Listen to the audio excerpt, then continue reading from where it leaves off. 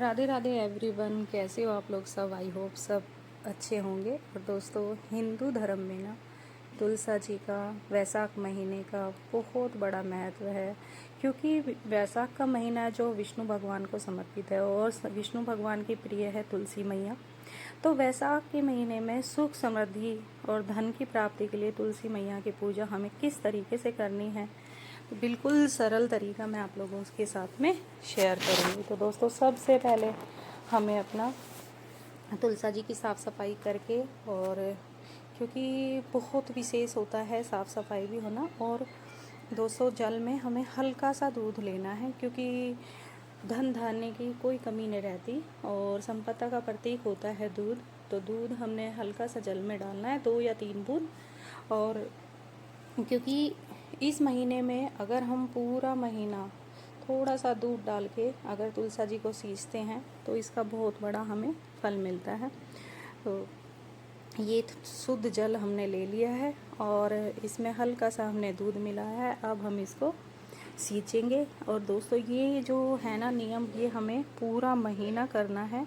ज़्यादा दूध नहीं डालना है, क्योंकि ज़्यादा दूध डालने से चींटियाँ हो जाती है। तो इस तरीके से।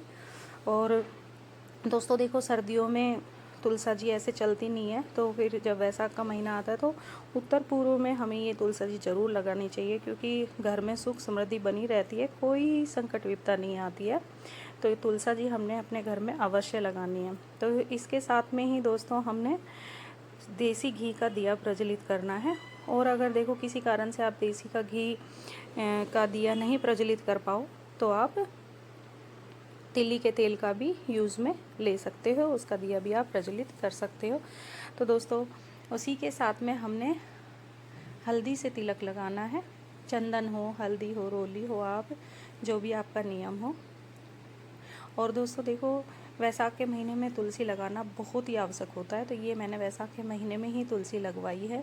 जो मेरी पुरानी वाली तुलसी है सर्दियों में सूख गई थी, तो इसलिए मैंने अब भी लगवाई है। और इसी के साथ में दोस्तों, हमने तिल अवश्य चढ़ाने हैं, क्योंकि तिल हमारी तुलसी मैया को बहुत प्रिय है। और इस तरीके से हमने तिली ज़रूर चढ़ानी है। और फिर हम करेंगे फूल समर्पित। तो बहुत ही सरल विधि है जो हम आप लोगों के साथ में शेयर कर रहे हैं। और दोस्तों, हम वस्त्र स्वरूप कलावा समर्पित कर देंगे, क्योंकि छोटी तुलसा जी है अभी हमारे घर पे, तो चुनरी का वजन जो होता है ज़्यादा हो जाता है। इसलिए वैसे चुनरी भी है, आप चुनरी भी समर्पित कर सकते हो, नहीं तो आप कलावा समर्पित कीजिए वस्त्र स्वरूप। और हमने भोग भी समर्पित करना है, तो ऋतु फल कोई भी आप भोग ले सकते हो। तो ये गमले में ना रख के मैं प्लेट में ही रखूँगी। तो इस तरीके से हमने फल समर्पित कर देना है, ऋतु फल जो भी हो। दक्षिणा भी हमने समर्पित करनी है। और दोस्तों, फिर हमें अपनी तुलसा मैया की आरती करनी है। वैसे तो देखो, तुलसा मैया की आरती बहुत है, लेकिन हम बस खाली यही आरती करेंगे। तुलसी रानी नमो नमो, हर की पटरानी नमो नमो। तो इस तरीके से हमने तुलसा जी की आरती कर देनी है और दक्षिणा भी समर्पित करनी है, क्योंकि पूजा में कोई भी कमियां रही हो उसकी पूर्ति के लिए हमने दक्षिणा अवश्य चढ़ानी होती है। और दोस्तों, हाथ जोड़ के प्रार्थना करनी है कि कोई भी गलती रही हो तो उसे क्षमा करें। तो दोस्तों, अगर परिक्रमा आप लगाओ तो बहुत अच्छी बात है। और अगर आपके पास जगह ना हो तो जहाँ पे बैठ के आप पूजा कर रहे हो उसी जगह आप 7 बारी क्लोक बारी करके और माता रानी की परिक्रमा लगा सकते हैं। तो मैंने यहीं पे।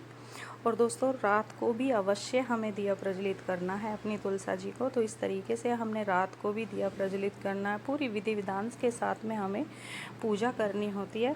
और दोस्तों, ज़मीन पे हमें तुलसा जी नहीं लगानी होती है, थोड़ा सा ऊंचाई पे हमें ये कहीं पे भी तुलसा जी लगानी होती है। तो मैंने भी इसका बाहर लगा रखी है, थोड़ा सा स्टैंड पे। तो इस तरीके से। और दोस्तों,